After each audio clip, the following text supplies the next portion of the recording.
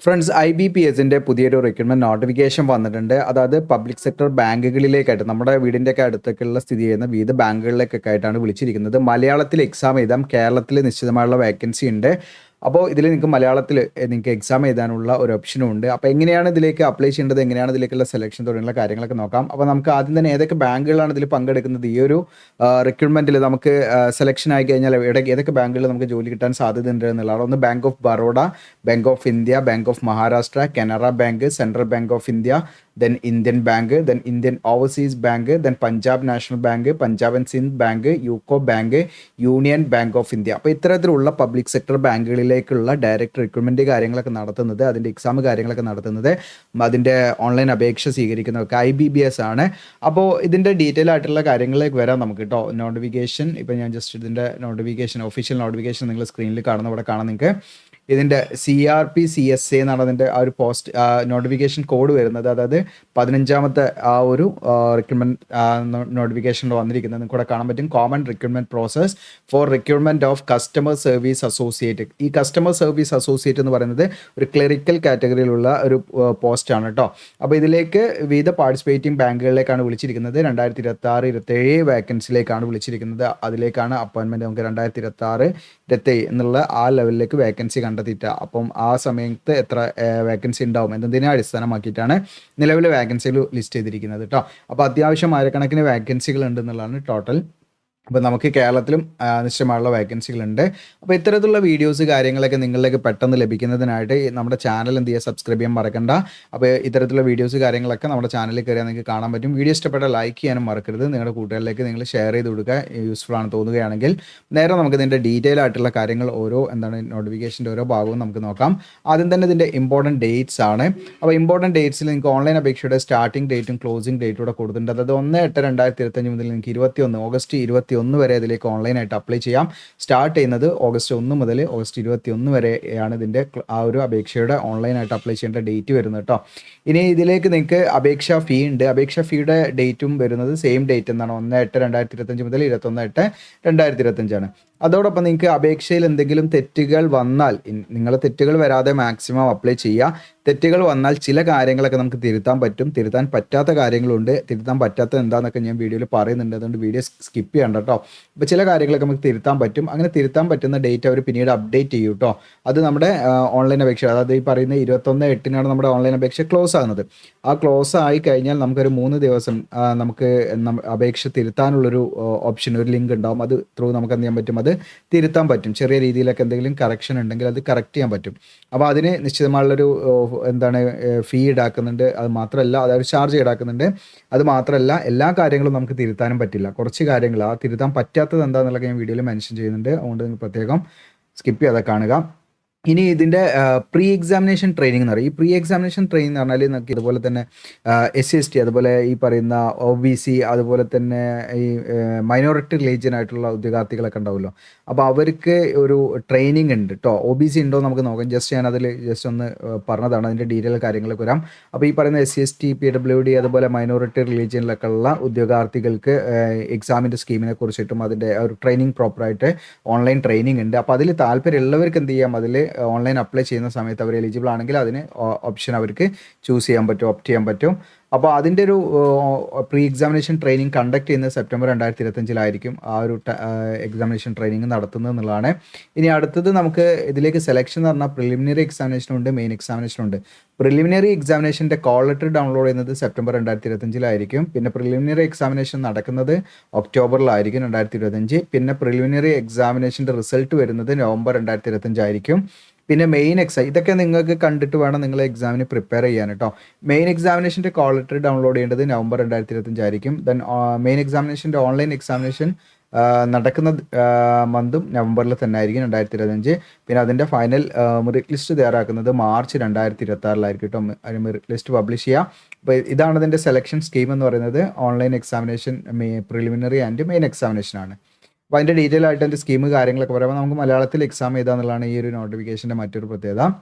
IBPS ആണ് ഈ പറയുന്ന ഇതിൻ്റെ ഓൺലൈൻ അപേക്ഷ സ്വീകരിക്കുന്നതും അതിൻ്റെ എക്സാം കാര്യങ്ങളൊക്കെ കണ്ടക്ട് ചെയ്യുന്നത് കേട്ടോ.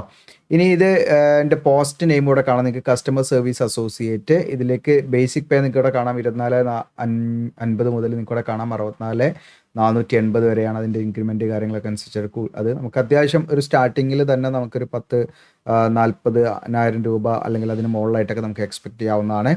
പിന്നെ ഇതിലേക്ക് പ്രത്യേകമായിട്ട് നിങ്ങൾ ശ്രദ്ധിക്കേണ്ട കാര്യം എന്ന് വെച്ചാൽ, ഒരു ഉദ്യോഗാർത്ഥിക്ക് ഏതെങ്കിലും ഒരു സ്റ്റേറ്റിൽ അല്ലെങ്കിൽ ഒരു യൂണിയൻ ടെറിട്ടറി ഏതെങ്കിലും ഒരു സ്ഥലത്ത് അപ്ലൈ ചെയ്യാൻ പറ്റുള്ളൂ കേട്ടോ. ഓക്കെ, അപ്പോൾ കേരളത്തിൽ ഉള്ള വാക്കൻസിലേക്ക് നിങ്ങൾ അപ്ലൈ ആണെങ്കിൽ പിന്നീട് നിങ്ങൾക്ക് തമിഴ്നാട്ടിലേക്ക് അപ്ലൈ ചെയ്യാൻ പറ്റില്ല. അപ്പോൾ കേരളത്തിൽ മാത്രം അപ്ലൈ ചെയ്യാൻ പറ്റും. തമിഴ്നാടാണ് നിങ്ങൾ അപ്ലൈ ചെയ്യുന്നതെങ്കിൽ നിങ്ങൾക്ക് തമിഴ്നാട് വേക്കൻസിലേക്ക് അപ്ലൈ ചെയ്യാം, പക്ഷേ നിങ്ങൾക്ക് കേരളത്തിൽ അപ്ലൈ ചെയ്യാൻ പറ്റില്ല കേട്ടോ. അപ്പോൾ അതുകൊണ്ട് ഏതെങ്കിലും ഒരു സ്റ്റേറ്റിലെ ഒരു ഉദ്യോഗാർത്ഥിക്ക് അപ്ലൈ ചെയ്യാൻ പറ്റില്ല. അപ്പോൾ നിലവിൽ വന്നിരിക്കുന്ന വേക്കൻസി എന്ന് പറഞ്ഞാൽ സ്റ്റേറ്റ് വൈസ് അല്ലെങ്കിൽ യൂണിയൻ ടെറിട്ടറി വൈസ് വേക്കൻസീസ് ആണ് വന്നിരിക്കുന്നത്. അപ്പോൾ അതിൻ്റെ വേക്കൻസി ടേബിൾ കാര്യങ്ങളൊക്കെ ഞാൻ കാണിക്കാം.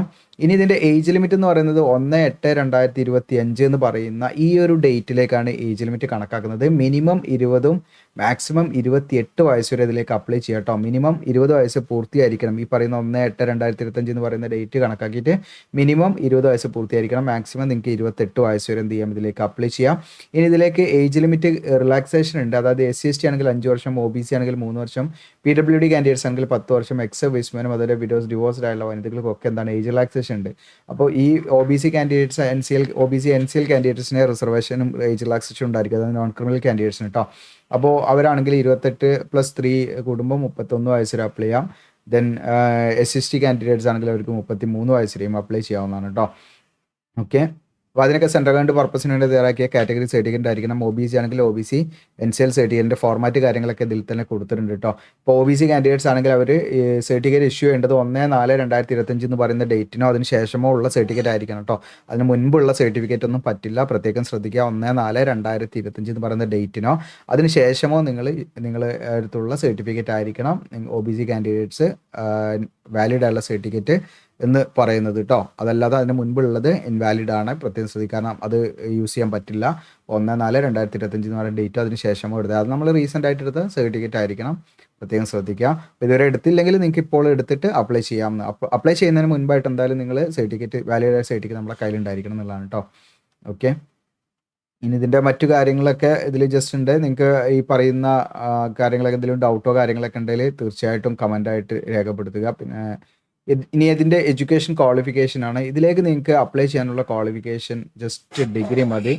എനി ഡിഗ്രി ആണ്. നിങ്ങൾക്ക് ഏതെങ്കിലും ഒരു വിഷയത്തിൽ ഒരു ബിരുദമുണ്ടെങ്കിൽ തീർച്ചയായിട്ടും നിങ്ങൾക്ക് ഇതിലേക്ക് അപ്ലൈ ചെയ്യാം. ജസ്റ്റ് ഒരു ഡിഗ്രി ഉണ്ടെങ്കിൽ നിങ്ങൾക്ക് ഇതിലേക്ക് അപ്ലൈ ചെയ്യാം. ഓക്കെ, അതിൻ്റെ കൂടെ തന്നെ കുറച്ച് കണ്ടീഷൻസ് ഉണ്ടെന്നുള്ളൂ. ജസ്റ്റ് നിങ്ങളത് നോക്കുക. ഇത് കണ്ട് നിങ്ങൾ എന്താണ് വറിയിടാണ്ട. നിങ്ങൾക്കൂടെ ജസ്റ്റ് നമുക്കതിനൊക്കെയുള്ള എന്താണ് പോംവഴികളുണ്ട്, അതായത് സൊല്യൂഷൻ ഉണ്ട്, നിങ്ങൾക്കൂടെ കാണാൻ പറ്റും. അപ്പോൾ ഇതിലേക്ക് ഒരു ഉദ്യോഗാർത്ഥി അപ്ലൈ ചെയ്യുകയാണെങ്കിൽ, ഇപ്പോൾ ഫോർ എക്സാമ്പിൾ ഇപ്പോൾ ഞാൻ കേരളത്തിലുള്ള വാക്കൻസിയിലേക്കാണ് അപ്ലൈ ചെയ്യുന്നത്. അപ്പോൾ കേരളത്തിലുള്ള ലോക്കൽ ലാംഗ്വേജ് എന്ന് പറയുന്നത് നമ്മുടെ മലയാളമാണ്. ഓക്കെ, മലയാളമാണ്. അപ്പോൾ മലയാളം എനിക്ക് എന്താണ് അത്ര കണ്ടീഷനേ ഉള്ളൂ. Reading, writing and speaking, understanding, ഇങ്ങനെ ഈ പറയുന്ന കാര്യങ്ങൾ നമുക്ക് ചെയ്യാൻ പറ്റണം. Just reading, writing, speaking and understanding. നമുക്ക് ലാംഗ്വേജ് മനസ്സിലാക്കാൻ പറ്റണം, റൈറ്റ് ചെയ്യാൻ അറിയണം, റീഡ് ചെയ്യാൻ കഴിവുണ്ടായിരിക്കണം, നമുക്ക് എഴുതാനും അറിഞ്ഞിരിക്കണം. ഈ കണ്ടീഷൻ ഉണ്ടെങ്കിൽ നിങ്ങൾക്ക് എന്ത് ചെയ്യാം, ഇതിലേക്ക് അപ്ലൈ ചെയ്യാം. ഓക്കെ, കേരളത്തിലെ വാക്കൻസിലേക്ക്. ഇനിയിപ്പോൾ നിങ്ങൾ തമിഴ്നാട്ടിലേക്ക് അപ്ലൈ ആണെങ്കിൽ തമിഴ് നിൽക്കുന്നതാണ് റീഡ്, റൈറ്റ്, സ്പീക്കിംഗ്, അതുപോലെ നിങ്ങൾക്ക് ലാംഗ്വേജ് മനസ്സിലാക്കാനുള്ള ശേഷിയും ഉണ്ടായിരിക്കണം. അങ്ങനെ ഉണ്ടെങ്കിൽ നിങ്ങൾക്ക് തമിഴ്നാട്ടിലേക്ക് അപ്ലൈ ചെയ്യാൻ യാതൊരു പ്രശ്നവുമില്ല. നമ്മൾ ഏത് സ്റ്റേറ്റിലേക്കാണോ ഏത് യൂണിയൻ ടെറിട്ടറിയിലേക്കാണോ നമ്മൾ അപ്ലൈ ചെയ്യുന്നത് അവിടെയുള്ള ലോക്കൽ ലാംഗ്വേജ് നമുക്ക് തീർച്ചയായിട്ടും നിർബന്ധമായിട്ടും അറിഞ്ഞിരിക്കണം എന്നുള്ളതാണ്, പ്രത്യേകം ശ്രദ്ധിക്കുക. അപ്പോൾ നമ്മൾ ഏത് ഓൺലൈൻ അപ്ലൈ ചെയ്യുന്ന സമയത്ത് നമ്മളെ ലാംഗ്വേജ് ഓപ്റ്റ് ചെയ്യാനുണ്ടോ, ലോക്കൽ ലാംഗ്വേജ്. അപ്പോൾ അത് നിങ്ങൾ പ്രോപ്പറായിട്ട് ചെയ്യുക കേട്ടോ. കേരളത്തിലാണെങ്കിൽ നിങ്ങൾ മലയാളം സെലക്ട് ചെയ്യാം. അപ്പോൾ അതിലേക്ക് ലാംഗ്വേജ് പ്രൊഫഷൻസി ടെസ്റ്റ് ഉണ്ടാവും. ഇത് എല്ലാവർക്കും ഉണ്ടാവില്ല. അപ്പോൾ നമ്മൾ 10ാം ക്ലാസ്സിലോ അല്ലെങ്കിൽ ഹൈസ്കൂളിലോ അല്ലെങ്കിൽ ഡിഗ്രിയിലോ നമ്മൾ എവിടെയെങ്കിലും പഠിക്കുന്ന സമയത്ത് നമ്മൾ മലയാളം ഒരു സബ്ജക്റ്റായിട്ട് പഠിച്ചിട്ടുണ്ടെങ്കിൽ നമുക്ക് ലാംഗ്വേജ് പ്രൊഫഷൻസി ടെസ്റ്റ് ഉണ്ടാവില്ല. ഇത് പഠിക്കാത്തവരാണെങ്കിൽ അവർക്ക് എന്താണ് ലാംഗ്വേജ് പ്രൊഫഷൻസി ടെസ്റ്റ് ഉണ്ട്. അതായത് മലയാളം എഴുതാനും വായിക്കാനും അറിയുമോ എന്നുള്ളത് ജസ്റ്റ് ക്വാളിഫൈ നേച്ചറാണ്, മാർക്ക് കാര്യങ്ങളൊന്നല്ല, ജസ്റ്റ് നമ്മളത് ചെയ്ത് കാണിക്കുക എന്നുള്ളതാണ് കേട്ടോ. അതോടൊപ്പം തന്നെ പിന്നെ വേണ്ടത് നമുക്ക് കമ്പ്യൂട്ടർ ലിറ്ററസി ആണ്. അപ്പോൾ കമ്പ്യൂട്ടർ ലിറ്ററസി എന്ന് പറഞ്ഞാൽ കമ്പ്യൂട്ടർ നമുക്ക് അത്യാവശ്യം ഓപ്പറേറ്റ് ചെയ്യാൻ അറിഞ്ഞിരിക്കണം എന്നുള്ളതാണ്. അതിപ്പോൾ ഈ പറഞ്ഞ രീതിയിൽ അത് നിർബന്ധമാണ്. പക്ഷേ നിങ്ങൾക്ക് ഇതിലേക്ക് സർട്ടിഫിക്കറ്റ്, ഡിപ്ലോമ, ഡിഗ്രി ഇങ്ങനെ എന്തെങ്കിലും കമ്പ്യൂട്ടർ ഐ ടിയുമായി ബന്ധപ്പെട്ട എന്തെങ്കിലും ഉണ്ടെങ്കിൽ അത് നിങ്ങൾക്ക് യൂസ് ചെയ്യാം. ഇനി അതില്ലെങ്കിൽ നിങ്ങൾ ടെൻഷൻ അടിക്കേണ്ട. നിങ്ങൾക്ക് ഇവിടെ ഒരു ഓപ്ഷൻ ഉണ്ട്. നമ്മൾ ഈ പറയുന്ന ഹൈസ്കൂള് അല്ലെങ്കിൽ കോളേജ് അല്ലെങ്കിൽ മറ്റു സ്ഥാപനങ്ങളിൽ നമ്മൾ പഠിക്കുന്ന സമയത്ത് കമ്പ്യൂട്ടർ സയൻസോ അല്ലെങ്കിൽ ഈ പറയുന്ന കൂടെ കാണാം. ഓക്കെ, കമ്പ്യൂട്ടറോ ഇതൊന്ന് ഡിലീറ്റ് ആക്കട്ടെ. കമ്പ്യൂട്ടറോ അതല്ലെങ്കിൽ ഇൻഫർമേഷൻ ടെക്നോളജിയോ നമ്മളൊരു സബ്ജക്റ്റായിട്ട് പഠിച്ചാൽ മതി. അപ്പോൾ നമ്മൾ 10ാം ക്ലാസ്സിൽ പഠിക്കുന്നുണ്ട്, IT നമ്മൾ പഠിക്കുന്നുണ്ട്. അപ്പോൾ അങ്ങനെ പഠിക്കുന്നുണ്ടെങ്കിൽ നിങ്ങൾക്ക് എന്ത് വേണ്ട, വേറെ ഒരു എക്സ്ട്രാ സർട്ടിഫിക്കറ്റ് ആവശ്യമില്ല. നിങ്ങൾ കമ്പ്യൂട്ടർ ലിറ്ററസി ഉറപ്പാക്കുന്നതിന് നമുക്ക് വേറെ പ്രൂവ് ചെയ്യുന്നതിന് വേറെ സർട്ടിഫിക്കറ്റ് ആവശ്യമില്ല. നമ്മൾ 10ാം ക്ലാസ്സിൽ IT പഠിക്കുന്നുണ്ട്, എല്ലാവരും പഠിക്കുന്നുണ്ട്. അപ്പോൾ അത് നമുക്ക് എന്താണ് നമ്മുടെ സർട്ടിഫിക്കറ്റിൽ കാണിക്കുന്നത് കൊണ്ട് നമുക്ക് വേറെ സർട്ടിഫിക്കറ്റ് ആവശ്യമില്ല. ഇനി നിങ്ങൾ 10ാം ക്ലാസ്സിൽ പഠിച്ചിട്ടില്ല, നിങ്ങൾ +2 പഠിച്ചിട്ടുണ്ടെങ്കിൽ അത് മതി. ഇനി ഡിഗ്രിയിൽ നിങ്ങൾ ഏതെങ്കിലും കമ്പ്യൂട്ടർ സബ്ജക്റ്റായിട്ട് പഠിച്ചിട്ടുണ്ട്, അത് മതി. ഓക്കെ, അപ്പോൾ ഏതായാലും മതി. ഓക്കെ, അപ്പോൾ ഇവിടെ നമ്മൾ 10ാം ക്ലാസ് അല്ലെങ്കിൽ +2 അല്ലെങ്കിൽ ഡിഗ്രി അല്ലെങ്കിൽ മറ്റെന്തെങ്കിലും ഡിപ്ലോമയോ അല്ലെങ്കിൽ ഒന്നും പഠിച്ചിട്ടില്ലെങ്കിൽ നിങ്ങൾ എന്താണ് എക്സ്ട്രാ കമ്പ്യൂട്ടറിൽ നിങ്ങൾക്ക് ഇത്രയും കാര്യങ്ങളൊക്കെ ചെയ്യാൻ അറിയുമെന്നുള്ളതിൻ്റെ സർട്ടിഫിക്കറ്റോ അതല്ലെങ്കിൽ എന്താണ് എന്തെങ്കിലും ഡിപ്ലോമയോ അല്ലെങ്കിൽ അതുമായി ബന്ധപ്പെട്ട് ഗ്രാജുവേഷനോ ഒക്കെ വേണമെന്നുള്ളതാണ്. ഓക്കെ, അപ്പോൾ നമ്മൾ 10ാം ക്ലാസ്സിൽ പഠിച്ചുകൊണ്ട് നമുക്ക് എന്ത് വേണ്ട, ഇവിടെ കമ്പ്യൂട്ടറിൻ്റെ മറ്റു സർട്ടിഫിക്കറ്റോ കാര്യങ്ങളൊന്നും വേണ്ട. IT നമ്മൾ പഠിക്കുന്നുണ്ട്. അങ്ങനെ അതുകൊണ്ട് നമ്മളത് നോക്കേണ്ട ആവശ്യമേ ഇല്ല. പ്രത്യേകം ശ്രദ്ധിക്കുക. ഓക്കെ, കൺഫ്യൂഷൻ വേണ്ട. ഇതിൽ ഡൗട്ട് ഉണ്ട് തീർച്ചയായിട്ടും നിങ്ങൾക്ക് എന്ത് ചെയ്യാം, കമൻ്റായിട്ട് ചോദിക്കാവുന്നതാണ് കേട്ടോ. ഓക്കെ. ഇനി അപ്പോൾ ജസ്റ്റ് ഒരു ഡിഗ്രിയാണ് വേണ്ടത്. ജസ്റ്റ് ഡിഗ്രി ഉണ്ടായിരിക്കുക. കേരളത്തിൽ അപ്ലൈ ആണെങ്കിലും എനിക്ക് മലയാളം അറിഞ്ഞിരിക്കുക, തമിഴ്നാടാണെങ്കിൽ തമിഴ് അറിഞ്ഞിരിക്കുക. മറ്റേതെങ്കിലും സ്റ്റേറ്റ് ആണെങ്കിൽ അധികം ഹിന്ദിയോ മറ്റു ലാംഗ്വേജസ് ഒക്കെ ആണ്. അതൊക്കെ എന്നൊക്കെ ഞാൻ പറയാം. അതിൻ്റെ ടേബിളൊക്കെ ഉണ്ട്. ഓക്കെ, പിന്നെ ഇതിൻ്റെ ക്രെഡിറ്റ് ഹിസ്റ്ററി എന്ന് പറഞ്ഞിട്ട് കുറച്ച് കാര്യം കൊടുത്തിട്ടുണ്ട്. ക്രെഡിറ്റ് ഹിസ്റ്ററി എന്ന് പറഞ്ഞാൽ ഒന്നുമില്ല, ജസ്റ്റ് പറഞ്ഞുതരാം. അതായത് നമ്മളിപ്പം ഒരു ഹെൽത്തി ക്രെഡിറ്റ് ഹിസ്റ്ററി നിങ്ങൾക്ക് ജോയിൻ ചെയ്യുന്ന സമയത്ത്, അതായത് ഏത് ബാങ്കിലാണോ നിങ്ങൾ ജോയിൻ ചെയ്യുന്നത്, അപ്പോൾ ആ സമയത്ത് നമുക്കിതിലേക്ക് സെലക്ട് ആയി കഴിഞ്ഞാൽ, നമ്മളിതിലേക്ക് ഫൈനലി സെലക്ട് ആയി കഴിഞ്ഞാൽ ജോയിൻ ചെയ്യുന്ന സമയത്ത് നമ്മുടെ ക്രെഡിറ്റ് ഹിസ്റ്ററി എന്തായിരിക്കണം, നമ്മളുടെ സിബിൽ സ്കോറൊക്കെ ഇല്ലേ, അതൊക്കെ എന്തായിരിക്കണം, ഒരു മാന്യമായ ലെവലിൽ ഉണ്ടായിരിക്കണം എന്നുള്ളതാണ്. അതായത് നമ്മളിപ്പോൾ ഏതെങ്കിലും ലോൺ എടുത്തിട്ടോ അല്ലെങ്കിൽ മറ്റെന്തെങ്കിലും കാരണം കൊണ്ടോ എന്തെങ്കിലും മറ്റു നമ്മുടെ അക്കൗണ്ട് നമ്മുടെ സിബിൽ സ്കോറൊക്കെ ഭയങ്കര ഡൗൺ ആണെങ്കിൽ അത് പ്രശ്നമാണ് ആ സമയത്ത്. ഇൻ കേസ് അങ്ങനെ എന്തെങ്കിലും ഡ്യൂ ഉണ്ടെങ്കിൽ നിങ്ങൾ എന്ത് ചെയ്താൽ മതി, നിങ്ങൾ ജസ്റ്റ് അത് ക്ലിയർ ചെയ്യുക. ജോയിൻ ചെയ്യുന്ന സമയത്തേക്ക് അത് ക്ലിയർ ചെയ്യുക. അതായത് ഓഫർ ലെറ്റർ കിട്ടുന്നതിന് മുൻപ്, എക്സാം എഴുതുന്ന സമയത്ത് നമുക്ക് പ്രശ്നമൊന്നുമില്ല. പക്ഷെ നമുക്ക് സെലക്ട് ആയി കഴിഞ്ഞാൽ ഓഫർ ലെറ്റർ കിട്ടുമ്പോഴേക്കും നമ്മൾ ആ ഡ്യൂ ക്ലിയർ ചെയ്തിട്ട് നമ്മൾ എന്ത് ചെയ്യണം, അതിന് NOC വാങ്ങിയാൽ മതി. വേറെ പ്രശ്നങ്ങളൊന്നുമില്ല. അപ്പോൾ ക്ലിയർ ചെയ്ത പെട്ടെന്ന് തന്നെ നമ്മുടെ സിബിൽ സ്കോർ ഒന്നും അപ്ഡേറ്റ് ആയിക്കോളുന്നില്ല. അപ്പോൾ അത് ഡൗൺ ആയിട്ട് തന്നെ കാണിച്ചിരിക്കാം. അപ്പോൾ ആ സമയത്ത് നിങ്ങൾ ചെയ്യേണ്ടത് ജസ്റ്റ് ഇത് അവിടെ പറയുന്നുണ്ട്, ജസ്റ്റ് NOC വാങ്ങിയാൽ മതി കേട്ടോ. നമുക്ക് ഡ്യൂസ് ഒന്നുമില്ല, നമ്മൾ ഇടപാട് നടത്തിയ ബാങ്ക് എല്ലാം ക്ലിയർ ആണ് എന്നുള്ളത് കാണിക്കുന്നതിന് ആ ബാങ്കിൽ നിന്ന് നമ്മൾ NOC വാങ്ങിയാൽ മതി. വേറെ പ്രശ്നങ്ങളൊന്നുമില്ല. അതല്ലാതെ നമുക്ക് ഇത് അപ്ലൈ ചെയ്യുമ്പോൾ ഭയങ്കര നല്ല സിബിൽ സ്കോർ വേണമെന്ന് ഇവിടെ ഒരിക്കലും പറയുന്നില്ല, അങ്ങനെ എവിടെയും പറയുന്നില്ല. പ്രത്യേകം ശ്രദ്ധിക്കുക. നമ്മൾ സെലക്ട് ആയി കഴിഞ്ഞാൽ നമുക്ക് ഈ പറയുന്ന ഓഫർ ലെറ്റർ കിട്ടുന്നതിൻ്റെ മുൻപ്, ഓഫർ ലെറ്റർ കിട്ടിയിട്ട് പിന്നെ നമുക്ക് ടൈം ഉണ്ടാവില്ല. അപ്പോൾ ഓഫർ ലെറ്റർ കിട്ടുന്നതിന് മുൻപ് നിങ്ങൾ സെലക്ട് ആയി കഴിഞ്ഞാൽ തന്നെ നമുക്ക് മെയിൽ ലിസ്റ്റിൽ പെട്ടാൽ നമുക്ക് അറിയാലോ. അപ്പം തന്നെ നിങ്ങൾ എന്തെങ്കിലും ഡ്യൂസ് ഉണ്ടെങ്കിൽ നിങ്ങൾ കറക്റ്റായിട്ട് അത് ക്ലിയർ ചെയ്യുക, NOC വാങ്ങി വെക്കുക. അത്രയേ ഉള്ളൂ, വേറെ പ്രശ്നങ്ങളൊന്നും ഇല്ല കേട്ടോ. അത് ആ സമയത്ത് അത് നിങ്ങൾ ചെയ്തിട്ടില്ലെങ്കിൽ നമുക്ക് എന്താണ്, നമ്മുടെ കാൻഡിഡേറ്റ് റിജക്റ്റ് ആയി പോകും. പ്രത്യേകം ശ്രദ്ധിക്കുക. ഇനി application fee and intimation charge ആണ്. ഇതിലേക്ക് അപേക്ഷാ ഫീസ് ഉണ്ട്. അപേക്ഷാ ഫീസ് SC/ST PWD എക്സ് സർവീസ്മാനൊക്കെ ആണെങ്കിൽ അവർക്ക് 175 രൂപയാണ് അപേക്ഷാ ഫീസ് വരുന്നത്. ബാക്കി എല്ലാ ഉദ്യോഗാർത്ഥികൾക്കും 880 രൂപ അപേക്ഷാ ഫീസായിട്ട് വരുന്നുണ്ട് കേട്ടോ. ഓൺലൈനായിട്ടാണ് ഫീ അടയ്ക്കേണ്ടത്. ഇനി ഇതിൻ്റെ എക്സാമിനേഷൻ സ്കീമും സ്ട്രക്ചറും കൂടെ കൊടുത്തിട്ടുണ്ട്. അപ്പോൾ ആദ്യം നമുക്ക് പ്രിലിമിനറി എക്സാമിനേഷൻ ആണ്, ഇത് സ്ക്രീനിങ് ടെസ്റ്റ് ആണ്. ഓക്കെ, അതിൽ നിങ്ങൾക്കൂടെ കാണാം English language medium of examination English എന്നായിരിക്കും. പിന്നെ ന്യൂമറിക്കൽ എബിലിറ്റി നമുക്ക് മലയാളത്തിൽ എക്സാം എഴുതാം, തമിഴിൽ എഴുതാം. നിങ്ങളുടെ ചോയ്സ് ആണ്. ലാംഗ്വേജ് നമുക്ക് ആ ഒരു ഓൺലൈൻ അപ്ലൈ ചെയ്യുന്ന സമയത്ത് നമ്മുടെ ചോയ്സ് ആണ്. 35 ക്വസ്റ്റ്യൻ 35 മാർക്ക്. റീസണിങ് എബിലിറ്റി മലയാളത്തിൽ ക്വസ്റ്റ്യൻസ് ഉണ്ടാവും, 35 ക്വസ്റ്റ്യൻ 35 മാർക്ക്. അപ്പോൾ മലയാളത്തിൽ നമ്മൾ ഓൺലൈൻ അപ്ലൈ ചെയ്യുന്ന സമയത്ത് ചൂസ് ചെയ്യണം കേട്ടോ. 100 ക്വസ്റ്റ്യൻ 100 മാർക്ക് അങ്ങനെയാണ് വരുന്നത്. അപ്പം പ്രിലിമിനറി എക്സാമിനേഷനിൽ നമ്മൾ ഷോർട്ട് ലിസ്റ്റിൽ പെട്ടാൽ പിന്നെ നമുക്ക് മെയിൻ എക്സാമിനേഷൻ ആണ്. ഇതും എന്താണ്, ഒബ്ജക്റ്റീവ് ടൈപ്പ് ആണ്. 2 ടെസ്റ്റും objective type multiple choice questions ആണ് കേട്ടോ. ഇതിൽ general or financial awareness, medium of examination നമുക്ക് ഏത് ലോക്കൽ ലാംഗ്വേജ് ആണോ നമ്മൾ ഒപ്റ്റ് അതുമായി ബന്ധപ്പെട്ടായിരിക്കും. ജനറൽ ഇംഗ്ലീഷ് വരുന്നുണ്ട്. പിന്നെ reasoning ability, then quantitative aptitude. Okay, അപ്പോൾ ഇതൊക്കെ നിങ്ങൾക്ക് എക്സാമിനേഷൻ നമ്മൾ ചൂസ് ചെയ്ത ലോക്കൽ ലാംഗ്വേജ് ഏതാണോ അതുമായി ബന്ധപ്പെട്ടുള്ള ക്വസ്റ്റ്യൻസ് ആണ്. ആ മീഡിയം ആണ് ഉണ്ടായിരിക്കും കേട്ടോ. 185 ക്വസ്റ്റ്യൻ 200 മാർക്കാണ് വരുന്നത്. ഇതാണ് ഇതിൻ്റെ മെയിൻ ആയിട്ടുള്ള സെലക്ഷൻ എന്ന് പറയുന്നത്. ഓക്കെ, ഇനി ഇതിൻ്റെ ലിസ്റ്റ് ഓഫ് നിങ്ങൾക്കിവിടെ കാണാൻ list of version of test ആണ്, മീഡിയം ഓഫ് എക്സാമിനേഷൻ ഇവിടെ കൊടുത്തിട്ടുണ്ട്. നമ്മുടെ കേരള ആണെങ്കിൽ നിങ്ങൾക്ക് ഇംഗ്ലീഷിലും ഉണ്ടായിരിക്കും, ഹിന്ദിയിലും ഉണ്ടായിരിക്കും, മലയാളത്തിലും ഉണ്ടായിരിക്കും. അപ്പം 3 ലാംഗ്വേജിലുള്ള ക്വസ്റ്റ്യൻസ് നമുക്ക് കാണാൻ പറ്റും. അപ്പോൾ നിങ്ങൾ അപ്ലൈ ചെയ്യുന്ന സമയത്ത് മീഡിയം ഓഫ് എക്സാമിനേഷൻ ഏതാ വേണ്ടി വെച്ചാൽ നിങ്ങൾ പ്രത്യേകം മെൻഷൻ ചെയ്യാൻ, അത് പ്രത്യേകം നിങ്ങൾ ഓപ്റ്റ് ചെയ്യാൻ മറക്കരുത്. അത് അവിടെ പ്രത്യേകം ശ്രദ്ധിക്കേണ്ട കാര്യമാണ് കേട്ടോ. ഓക്കെ. ഇനി അതോടൊപ്പം തന്നെ നിങ്ങൾക്കിപ്പോൾ തമിഴ്നാടാണെങ്കിൽ ഇവിടെ കാണാം ഇംഗ്ലീഷ്, ഹിന്ദി ആൻഡ് തമിഴ് ഉണ്ടായിരിക്കും. ഇനി മറ്റേതെങ്കിലും സ്റ്റേറ്റ് ആണെങ്കിൽ നിങ്ങൾക്ക് ഇപ്പോൾ ഗോവ ആണെങ്കിൽ ഇവിടെ കാണാം നിങ്ങൾക്ക് എക്സ്ട്രാ കൊങ്കണി ഉണ്ടായിരിക്കും കേട്ടോ, കൊങ്കണി ലാംഗ്വേജ് ഉണ്ടായിരിക്കും. ഇനി ഹരിയാന ആണെങ്കിൽ ഹിന്ദി, ഇംഗ്ലീഷ് എന്നാണ്. ഓക്കെ. അപ്പോൾ നിങ്ങൾക്ക് ഹിന്ദിയൊക്കെ അത്യാവശ്യം വശം ഉണ്ടെങ്കിൽ നിങ്ങൾക്ക് വേക്കൻസി നോക്കിയിട്ട് എന്ത് ചെയ്യാം, നിങ്ങൾക്ക് മറ്റു സ്റ്റേറ്റിലേക്ക് അപ്ലൈ ചെയ്യുന്നതിൽ ഇതിൽ കുഴപ്പമൊന്നുമില്ല. നമുക്ക് ലാംഗ്വേജ് റീഡ്, റൈറ്റ്, സ്പീക്ക് ഒക്കെ ചെയ്യാൻ പറ്റിയിരിക്കണം, അങ്ങനെയുള്ള കണ്ടീഷനേ ഉള്ളൂ കേട്ടോ. ഇനി ഇതിൽ നിങ്ങൾക്ക് ഓൺലൈൻ അപ്ലൈ ചെയ്യുന്ന സമയത്ത് ഏതാണ് നിങ്ങളുടെ മീഡിയം ഓഫ് എക്സാമിനേഷൻ വേണ്ടതെന്ന് വെച്ചാൽ നിങ്ങൾക്ക് അതിനുള്ള ഓപ്ഷൻ ഉണ്ട്, അത് നിങ്ങൾക്ക് തിരഞ്ഞെടുക്കാം. ഇനി ഇതിലേക്ക് മെയിൻ എക്സാമിനേഷൻ ആണെങ്കിലും പ്രിലിമിനറി എക്സാമിനേഷൻ ആണെങ്കിലും തെറ്റായി രേഖപ്പെടുത്തിയാൽ 0.25 മാർക്ക് നെഗറ്റീവായിട്ട് പിടിക്കും കേട്ടോ. ഓക്കെ. ഇനി മെയിൻ എക്സാമിനേഷൻ്റെ മാർക്കാണ് ഫൈനൽ മെറിറ്റ് ലിസ്റ്റിലേക്ക് നിങ്ങളെ എത്തിക്കുന്നത് കേട്ടോ. അപ്പോൾ മെയിൻ എക്സാമിനേഷൻ്റെ പെർഫോമൻസ് എങ്ങനെയാണോ അതിനനുസരിച്ചായിരിക്കും നമ്മുടെ ഫൈനൽ ലിസ്റ്റിൽ നമ്മളുടെ ഇടം പിടിക്കുന്നത്. പ്രത്യേകം ശ്രദ്ധിക്കുക. Preliminary examination just screening test ആണ്. പിന്നെ നിങ്ങൾക്ക് ലോക്കൽ മെയിൻ എക്സാമിനേഷൻ കഴിഞ്ഞാൽ ഇത് പിന്നെ ലോക്കൽ ലാംഗ്വേജ് പ്രൊഫഷൻസി ടെസ്റ്റാണ്. ഇത് എല്ലാവർക്കും ഉണ്ടാവില്ല. അതായത് നമ്മളിപ്പം 10ാം ക്ലാസ്സിൽ ഇവിടെ കാണാൻ പറ്റും നിങ്ങൾക്കൂടെ. ഓക്കെ. 10ാം ക്ലാസ്സിൽ നമ്മൾ പഠിച്ചിട്ടുണ്ടെങ്കിൽ മാർക്ക് ഷീറ്റിൽ നമുക്ക് മലയാളം ഒരു സബ്ജക്റ്റ് ആയിട്ടുണ്ടെങ്കിൽ അങ്ങനെയുള്ള ഉദ്യോഗാർത്ഥികൾക്ക് എന്തുണ്ടാവില്ല, ഈ പറയുന്ന പ്രൊഫഷൻസി ടെസ്റ്റ്, അതായത് ലാംഗ്വേജ് പ്രൊഫഷൻസി ടെസ്റ്റ് ഉണ്ടാവില്ല. നമ്മൾ സർട്ടിഫിക്കറ്റിൽ അങ്ങനെയൊന്നും മെൻഷൻ ചെയ്യുന്നില്ല, നമ്മുടെ മലയാളം കാണിക്കുന്നില്ല എന്നുണ്ട്. അങ്ങനെ ഉണ്ടെങ്കിൽ അവർക്ക് ഉണ്ടാവും. ജസ്റ്റ് നമുക്ക് എഴുതാനും വായിക്കാനും സംസാരിക്കാനും അറിയുമെന്നുള്ള ബേസിക് ആയിട്ടുള്ള കാര്യങ്ങളാണ്. അപ്പോൾ അതൊക്കെ ജസ്റ്റ് നമുക്ക് ക്വാളിഫൈ ചെയ്യാൻ പറ്റും. ലാംഗ്വേജ് അറിയുന്നവർക്ക് അത് ക്വാളിഫൈ ചെയ്യാൻ പറ്റും. ഓക്കെ. അപ്പോൾ അത് വലിയൊരു പ്രശ്നമുള്ള കാര്യമല്ല. അപ്പോൾ നിങ്ങൾക്ക് 10ാം ക്ലാസ്സിൽ നിങ്ങൾക്ക് അത് പഠിച്ചിട്ടുണ്ടെന്ന് നിങ്ങളുടെ സർട്ടിഫിക്കറ്റിൽ അതുണ്ടെങ്കിൽ, ഇപ്പം കേരളത്തിലാണെങ്കിൽ മലയാളം ഉണ്ടെങ്കിൽ നിങ്ങൾക്ക് ലാംഗ്വേജ് പ്രൊഫഷണൽ ടെസ്റ്റ് ഉണ്ടാവില്ല എന്ന് പ്രത്യേകം ശ്രദ്ധിക്കുക. ഇനി തമിഴ്നാടാണ് നിങ്ങൾ അപ്ലൈ ചെയ്യുന്നതെങ്കിൽ നിങ്ങൾ തമിഴ് നിങ്ങൾ 10th നിങ്ങൾ പഠിച്ചിട്ടുണ്ടെങ്കിൽ നിങ്ങൾക്ക് തമിഴ് ലാംഗ്വേജിലുള്ള പ്രൊഫഷൻസി ടെസ്റ്റ് ഉണ്ടാവില്ല. ഓക്കെ. അത് മതി പ്രൂഫായിട്ട് കേട്ടോ. അല്ലാത്തവർക്ക് ഉണ്ടാവും. ഇനി എക്സാമിനേഷൻ സെൻറ്റർ നമുക്ക് കേരളത്തിൽ വിവിധ സ്ഥലങ്ങളുണ്ട്, ഞാൻ ഇതൊക്കെയാണ് പറഞ്ഞുതരാം.